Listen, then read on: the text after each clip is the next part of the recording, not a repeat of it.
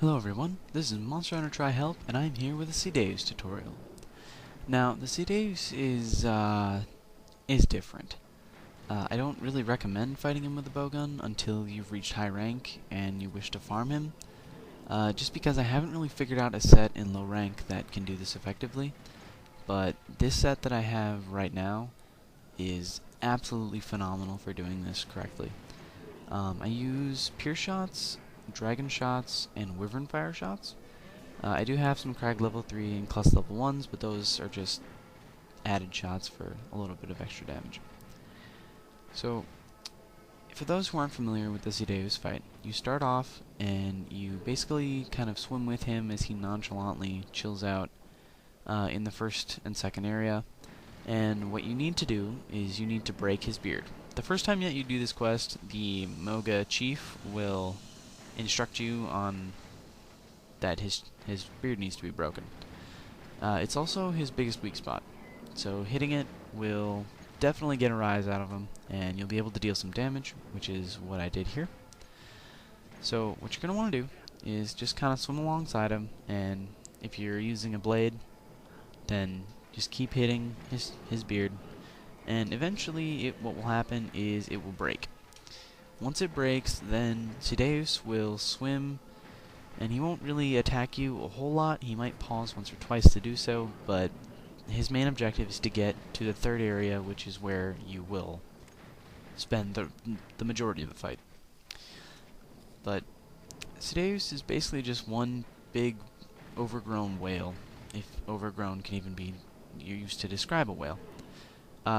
He doesn't really do a whole lot to attack you, even once you get into the main battle, but we got a couple minutes before he gets there, so I'm going to kind of talk about what I'm using for armor and weapons.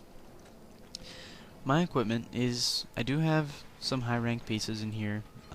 Like I said, this is kind of more of a high rank farming set that you can do. For the equipment, I have a skull mask, which has the torso up skill, which doubles all of your skill points for your chest piece, whatever it may be. It's a blade and gunner piece. And you see there, I broke his beard, so now he's going to run away, pretty much. And I'm just going to fire off the rest of my Pierce level 2s. So, with the skull mask, I have the Ingot Vest Plus, which gives me a lot of recoil reduction, which is the main focus on this set.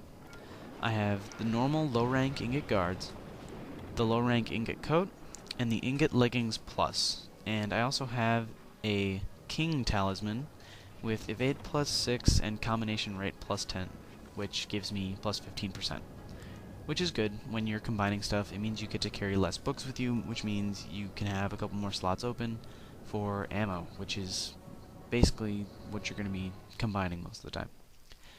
So Ceadeus runs off into the second area, and I'll talk about my gun. My gun is the Devil Joe barrel and frame. The barrel is probably my favorite bowgun piece in this game. It has the highest attack of any bowgun barrel. It does have a 10% reduction to affinity, and the frame also has a 10% reduction to affinity, but affinity does not affect Wyvern Fire a whole lot, if at all, I don't believe. It really only affects like my Pure Shots and any other normal damage.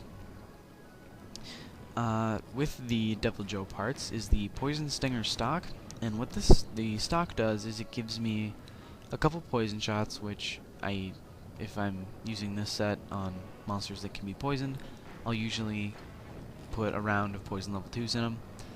But for everything else, it gets 2 shots of Wyvern Fire level 2, which is the next level up from Wyvern Fire 1. And what I get in total for Wyvern Fire is I get 4 Wyvern Fire level 1, and then 2 of Wyvern Fire level 2 and 3. And then the 4 Dragon Shots makes an even 5 clips of Dragon, which is a really even number, and even numbers are cool. I did kind of skip the cutscene. I wanted to get this done as quickly as I could, and 24:25 as a total quest time is not too shabby on this guy, especially in one run. So with Dragon Shots, the damage you're going to be doing by shooting him in the face is 85 with this gun. My total attack power is 420, I believe. Haha, I know. If you can shoot him in the horn, you'll do 115 damage. In order to complete the quest and repel him, like you need to do the first time you fight him, you need to break the horn off. The horn is pretty easy to break off.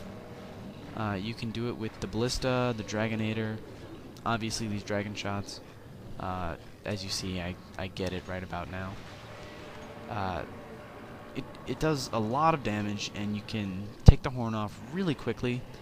And then, once you have the horn off, you can use the Farcaster that they give you in the item box to head back to the base camp, where you can basically just, I don't know, sit down, read a book for a while, and wait for the quest to complete. Once the quest is complete, you'll get the reward items for repelling the Ceadeus. And then you can come back again and kill him, because his health will not regenerate, he won't get any stronger. He'll be just like when you left off. And that's a way you can kind of get a little bit more rewards with a little bit less effort. So, to kind of give you like a kind of a general scope of how much health Ceadeus has.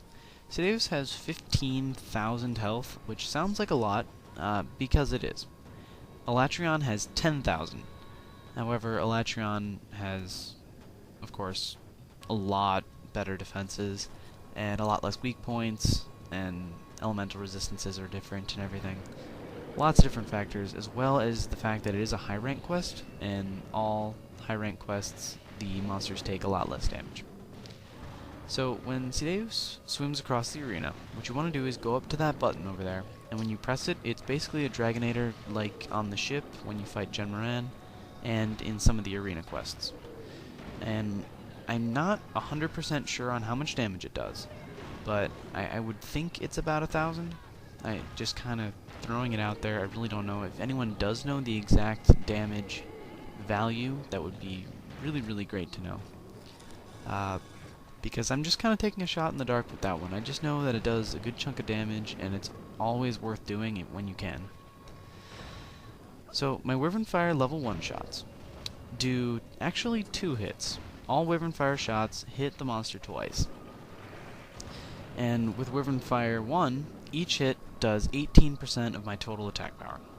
So, 2 hits times 18%, you get a total of 36%. Wyvern Fire 2 is the same story, but instead of 18%, it's 20, so you get a total of 40%. Wyvern Fire 3 steps it up even more, and you get 2 hits of 25%, for a total of 50% of your total damage, or of your total attack, going straight into damage, which is absolutely devastating, which is how I came up with this number.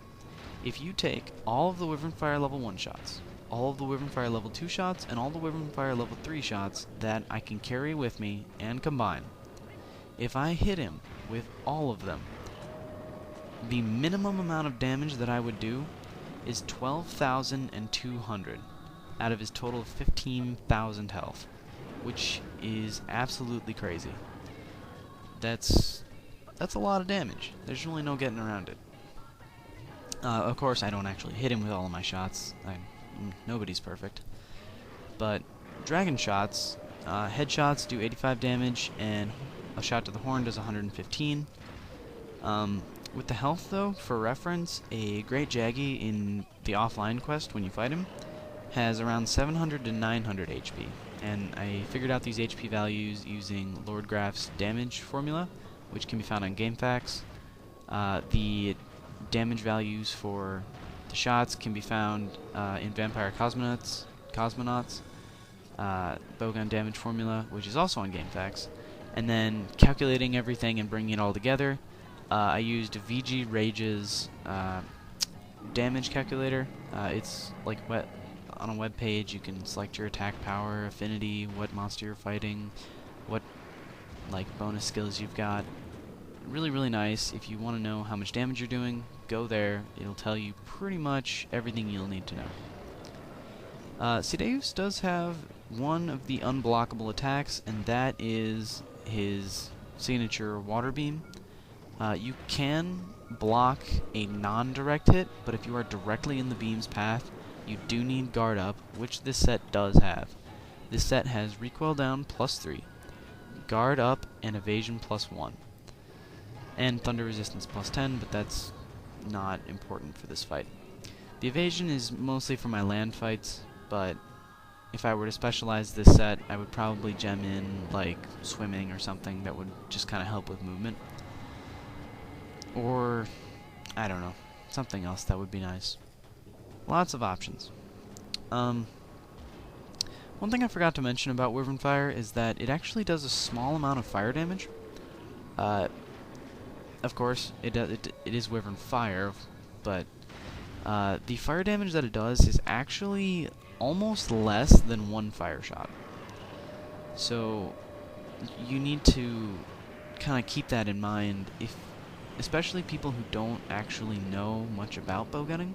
If you see someone using Wyvern Fire on like an Ignactor, don't say, hey, you can't use that, that's not going to do damage, because it actually does. The fire is really a small portion of the damage, and it's not, even when it's on like a Ceadeus who has a little bit of weakness, it's only adding maybe 4 points of damage, ideally, which is nothing compared to the 210 damage that the Wyvern Fire 3 does. When I calculated out how much damage the Wyvern Fires do, Wyvern Fire 1 does 152 with, I believe that's a face shot, 170 for a headshot, and 212 for a headshot, Wyvern Fire 2 and 3 respectively. So, the amount of damage that Wyvern Fire can do is really, really high. The only problem with it is that it has horrible recoil. In fact, I believe you need a bowgun with a starting recoil of low, and then you need recoil down +3 in order to be able to fire Wyvern Fire 3 without recoil. Now, that's a really, really tall order, because in order to get recoil 3, you pretty much have to stick with an Ingot set, an Uragan set, or possibly a Gen Moran set.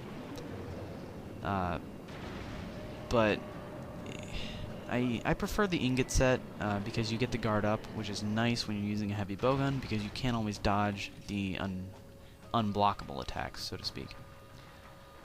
I'm nearing the last of my Wyvern Fire 3s, so I'm kind of taking a little bit more risks, just making sure that I get the shots off. If you saw there, I did break the tail. I broke the back earlier. The horn's broken, the beard's broken. That's all 4 breaks, which means that I'll be getting as much as I can from the rewards. You get 2 carves from the horn, and you get 4 body carves from the Ceadeus. Now, because the flinch levels are so, are just so that only a couple Wyvern Fire shots will cause them to flinch, you can take a lot of risks, but it all depends on how many hits you want to take.